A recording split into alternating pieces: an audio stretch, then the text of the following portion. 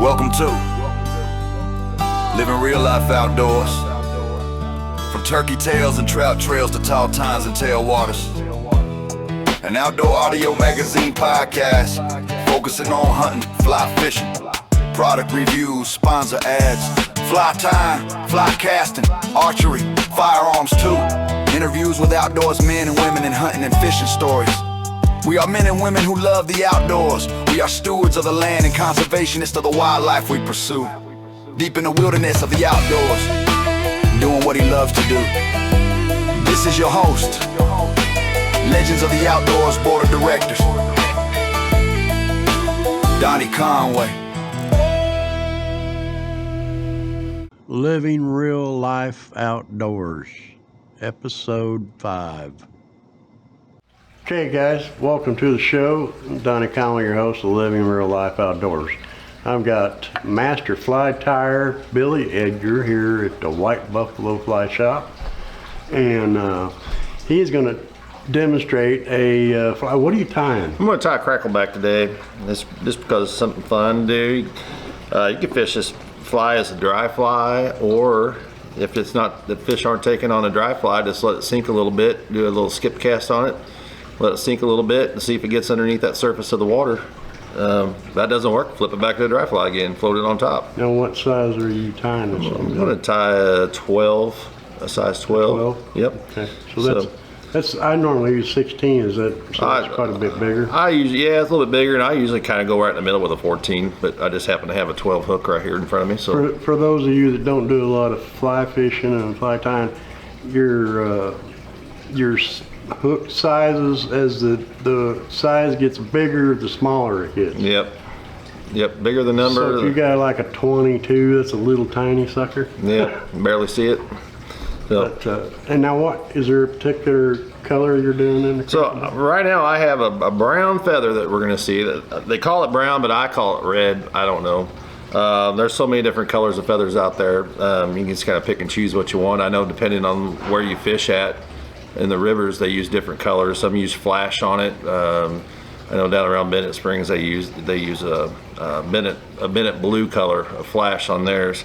That seems to work well, but usually as long as you have that green peacock on there, any type of green, anywhere you go, that's the color to go for, is a flash of green. So see, I picked up some crackleback, and they didn't have that peacock.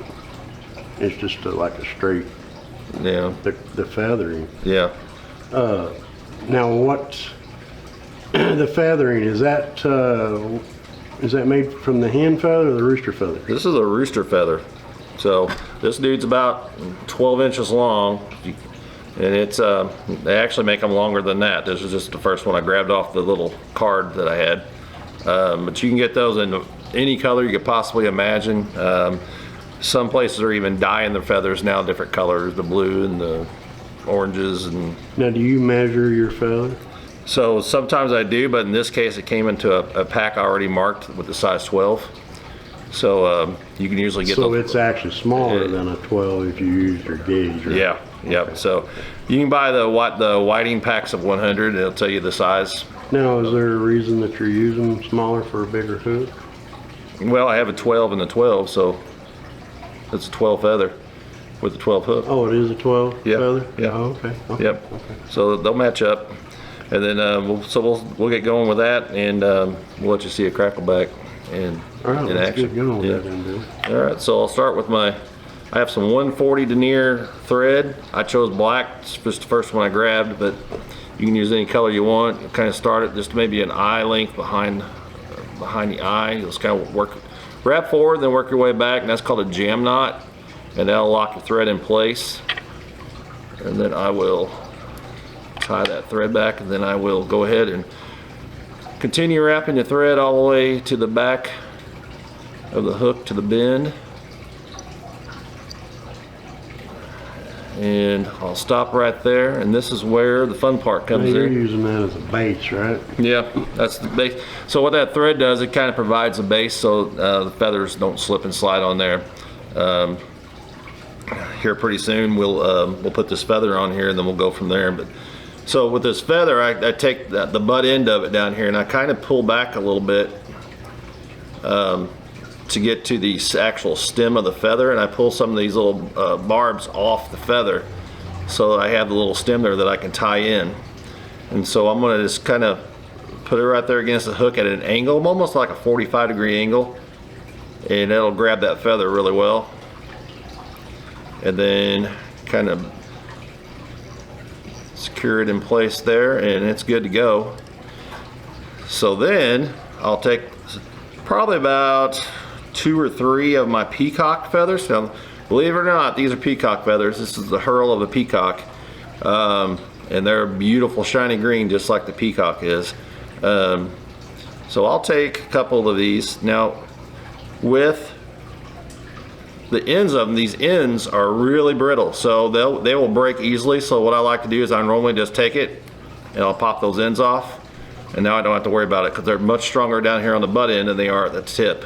So now I got rid of those weak tips up there, and I can tie that in just like I did the feather. And so now, Billy, when you get ready to start wrapping those, are you wrapping from the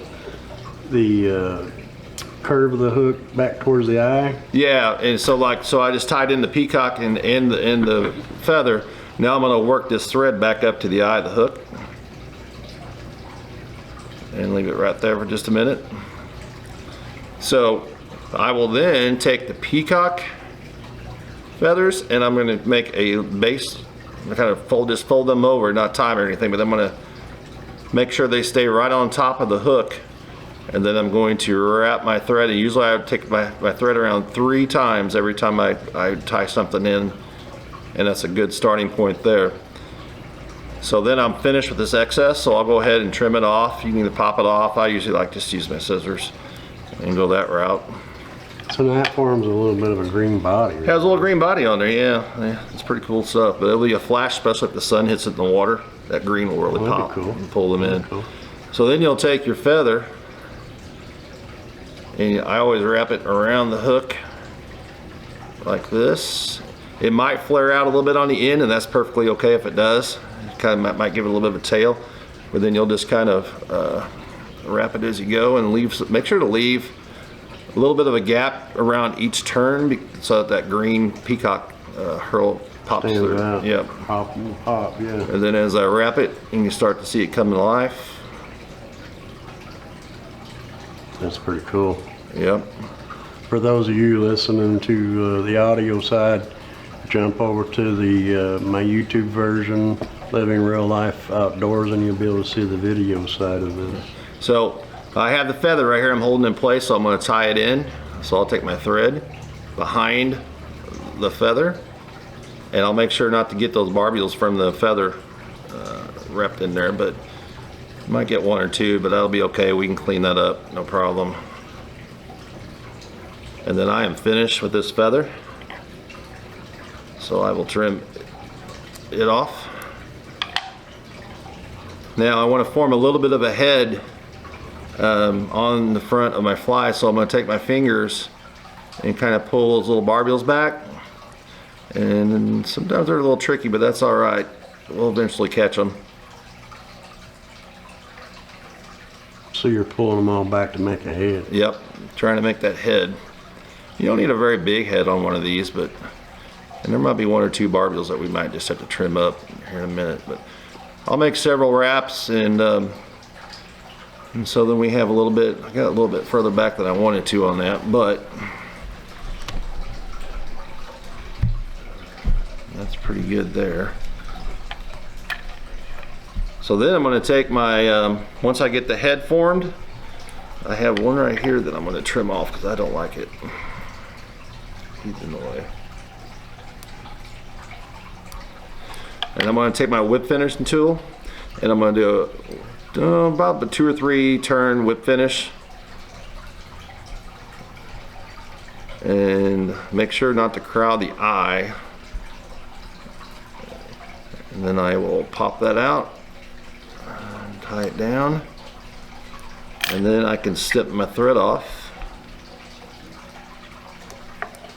and you have a crackle back that is ready to fish. That's a pretty cool looking little fly. Yeah. So like I said, you can do these in a variety of colors. I don't know. I've seen them done. A lot of green. There's a lot of green of these in brown. I had the white color, and that seemed to be the ones that were hitting down at Merrimack Spring. Now I've never tried them at Bennett yet. Yeah. But they said the red and the white will do good at Bennett too. Yeah.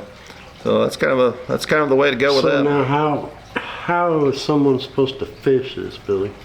So whenever you fish it, you can fish it usually as a dry fly is the way it's mostly fished. But it will sink if it does sink, eventually it'll be like a skip cast, and then if that starts to sink, you can let it fish under the water, or you can pull it back out, cast it out again, and let it float as a dry fly.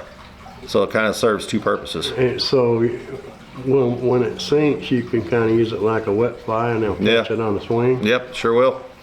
Sure will. That's kind of how I ended up hooking the couple that I hooked. One of them just came up, and I seen him just come up and just gently grab it, and I set the hook too hard and popped it right up. Yeah, that'll happen. That'll happen a lot. But yeah, the crackleback's probably one of the most popular flies out there. Pretty much any river, any stream you want to go to. So.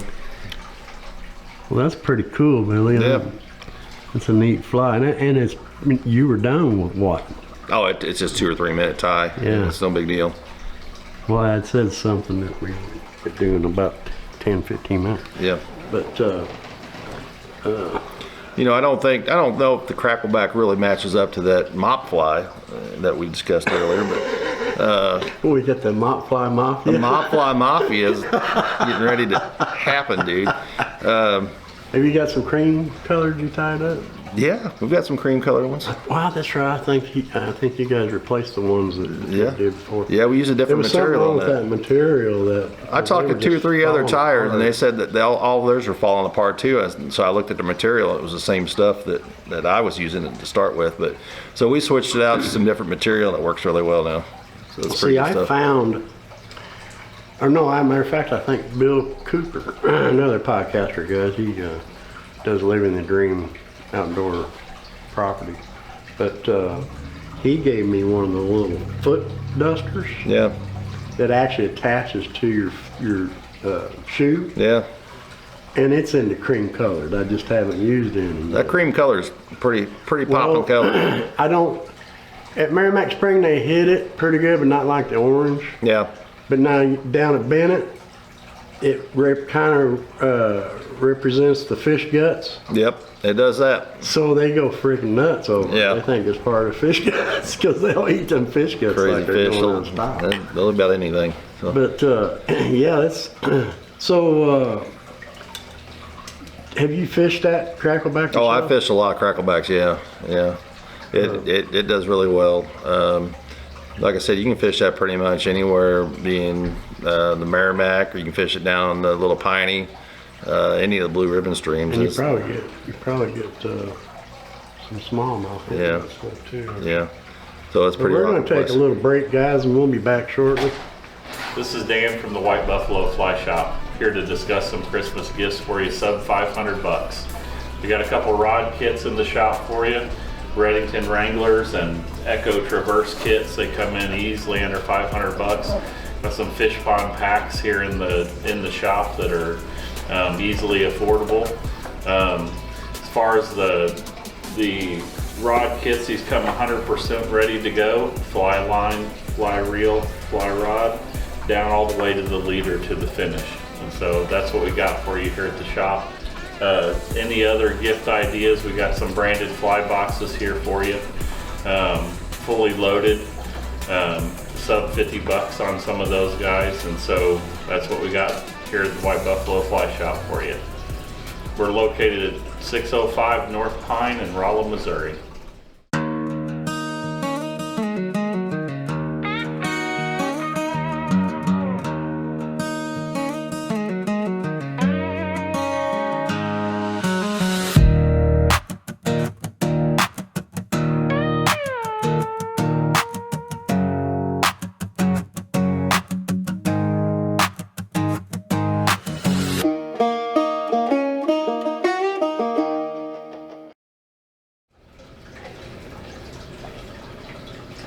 guys, welcome back to the show.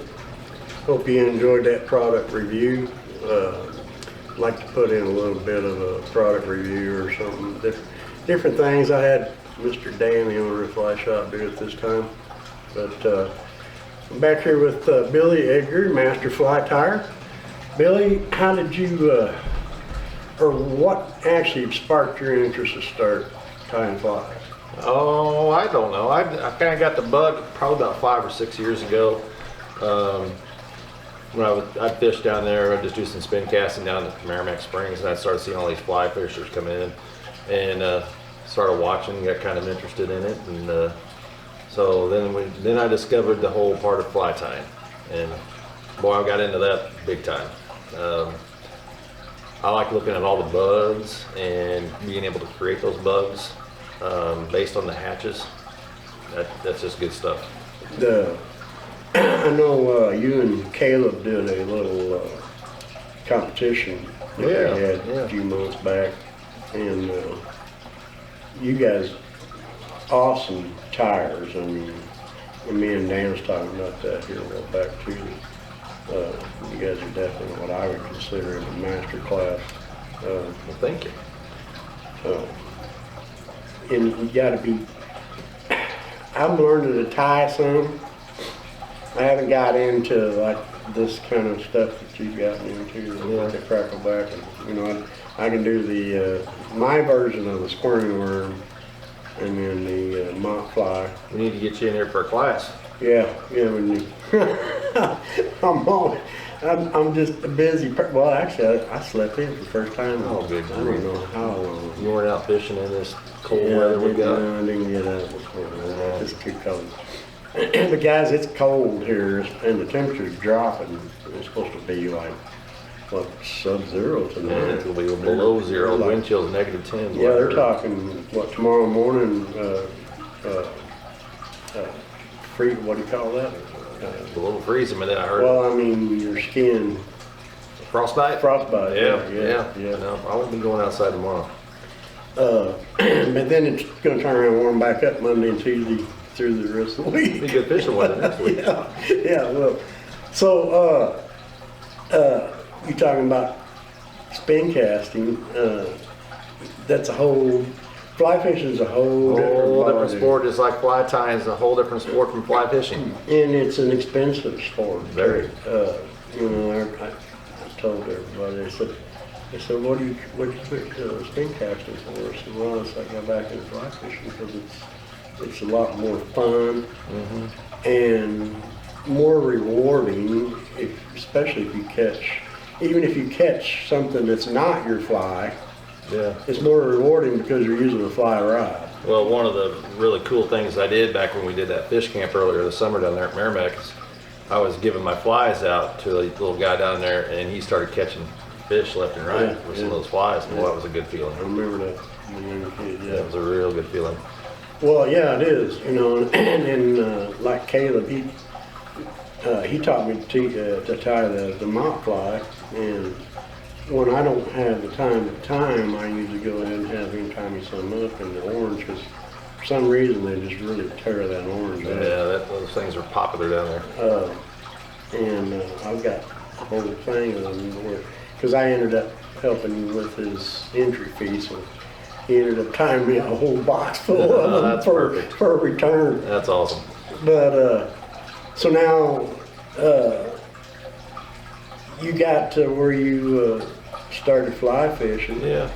So I discovered the Ruby Doo fly fishers. I discovered that group, and so I finally reached out and contacted them, and I started attending their meetings, and I've been with them ever since. And so we get out, we do some local events, and we do some fly fishing adventures together, and then we do a tying night here at the shop. Once the first Tuesday of the month, we always do a fly tying night here at the shop. And so we've been doing all kinds of stuff, and now I'm a member of the Ozark Fly Fishers Association in St. Louis now. And so we're going to start doing some tying stuff with them as well.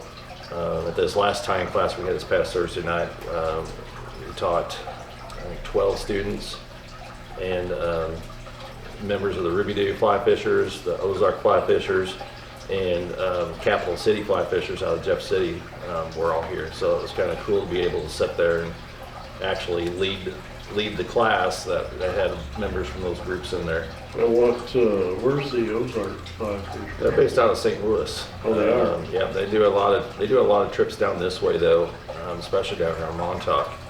And but they have some pretty big meetings and some pretty big speakers that they bring in at their meetings up in around Kirkwood, I believe is where they're at. Kirkwood. Okay. And but yeah, they do a lot of stuff up there. See, I know they got the Gateway Travel Unlimited. Right. Up there. Right. And there's another organization I wasn't trying to remember what it is. Missouri Trout Fishing Association? Yep. I think they're based on St. Louis. I think we're members of that as well. I know Dan's a member of that. I'm not Is sure he? about, yeah. They're a pretty good group to work with too.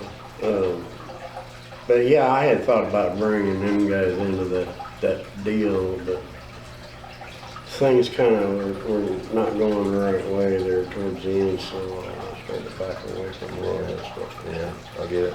But anyway, so so now you're originally from the area? So I was born and raised in Steelville, Missouri. My dad still lives down there. Most of my family's down there.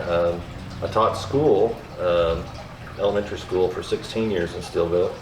And then I came up to Rolla. My wife and I decided to move to St. James, closer to our kids. And so when we did that, I ended up getting a job teaching in Rolla at Mark Twain Elementary. And so I taught there for another 11 years before I retired this past May, which just so happens about the same time the shop opened up. So it all worked out like a charm. So, so here I am. Happy retirement to me. So now, and when I met you, what, 4 or 5 months ago? 4 or 5 months ago, yeah, we kind of hit it off. I find out, he said, you went to high school at St. James? I said, yeah. He said, you probably know my wife. He told me, I was like, Sure oh my enough. goodness. Sure enough. But yeah, it was pretty neat.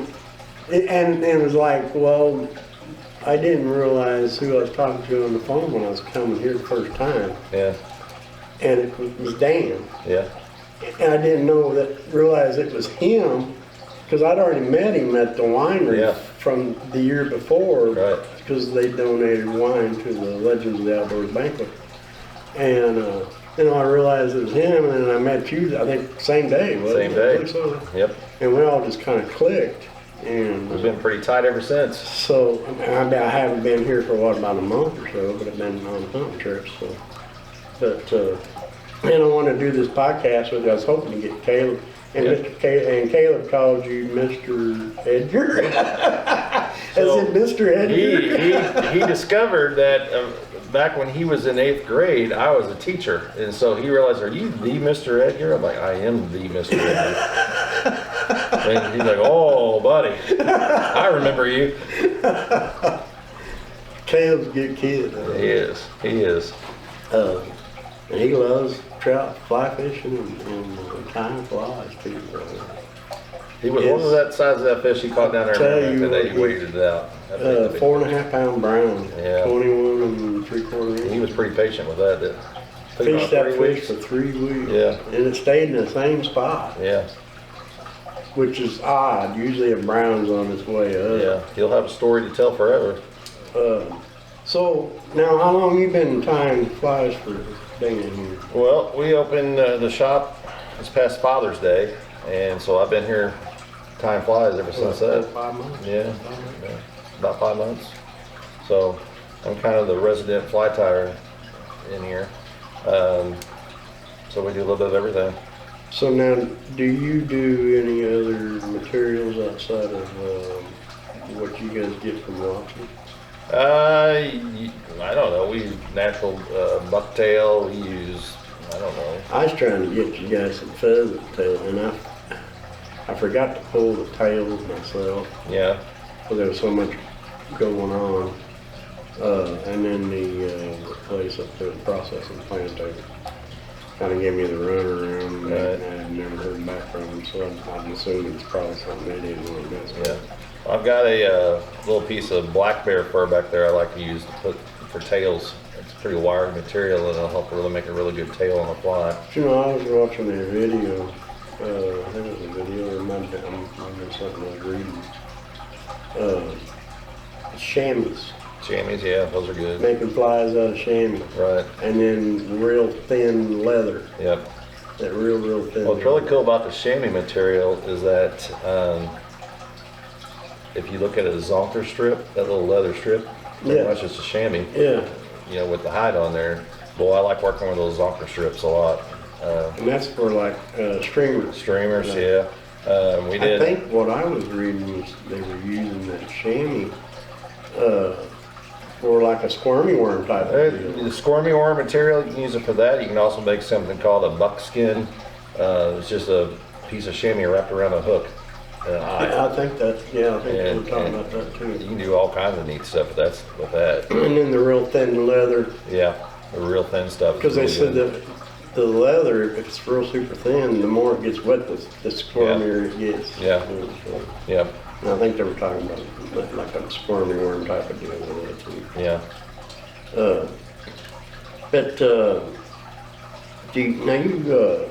You guys are getting ready to do some specialty fly. So we have some. jigs, I think we're going to do some peacock bass flies coming up. So we're studying up on those and learning a little bit about peacock bass. So if somebody wanted a specialty fly. Yeah, we usually if somebody wants a specialty fly, they can come in and talk to us, and if we don't have it, I mean, we can design it and make it. I know another person you guys made muskie flies. Yeah, we made some muskie flies, and them were big ones. Yeah, they were probably about 8 inches? inches long. Yeah, they were big. He just came in recently and said they were really successful too. Oh, really? So yeah, they had a good time with those. Okay. Yeah, Cool. that went well. I haven't seen Jacob in quite a while. Yeah, he was in a couple weeks ago. But these jigs you're doing for the peacock bass, that's huge. Yeah, those things are a monster. I come in the shop, guys, and I said, "Where's Dan?" And Billy says, "The guy owns a fly shop, and he's going somewhere else to buy hooks." Well, what it was, he was buying the what? I think it was a 2/0. 2/0? 1/0 or 2/0. But it was already a jig head on the hook. Yeah. And Yeah, he was pretty specific. He wanted a jig head hook, and so he gave us. So he's not going to use it on the fly. He's gonna Right. use it on the bait He wanted to. He gave us specifics of what it had to be. So that's what we're going with. Yeah. All right, guys. Well, hey, now, do you have some contact? Can they contact you here? They can contact me here at the shop or ozarktyer72@gmail. And go from there. Okay. Yeah. Well, hey, guys. Thanks for watching the show and listening to the show. Those of you that are listening by Spotify, jump over to the YouTube channel and you can see the fly that he tied earlier. But y'all have a good day, and we'll talk at you later. Thanks, guys. Thank y'all for listening and watching, living real life outdoors. Hope you enjoyed today's show about hunting and fishing from men and women of the outdoors. Remember, we are conservationists of the wildlife. From your host, until next time, keep your guns oiled, your knives clean, tight lines, and tall times, y'all.